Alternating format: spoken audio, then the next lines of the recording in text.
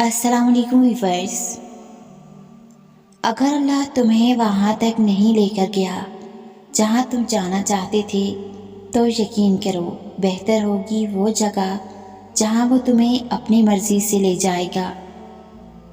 ایک بار جب یہ اشک اللہ کے سامنے بہنے لگیں اور یہ ہاتھ مانگنے کے لیے اللہ کے آگے اٹھنے لگیں تو پھر اللہ کبھی ان ہاتھوں کو لوگوں کے آگے پھیلانے نہیں دیتا اور نہ ان آنکھوں کو کسی کے سامنے تر ہونے دیتا ہے۔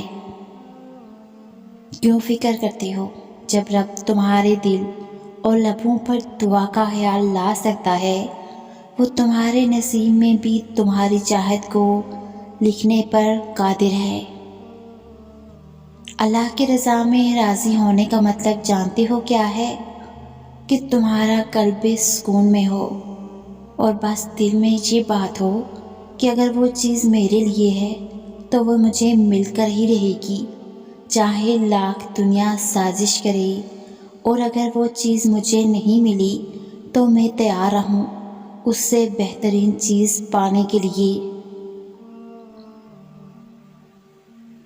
دعاؤں میں اتنی طاقت ہوتی ہے کہ یہ اللہ سے ہر بات منوا لیتی ہیں، پھر مسئلہ نصیب کا ہو یا قصہ ماضی، ادھوری کہانی ہو، چاہے ناممکن کام۔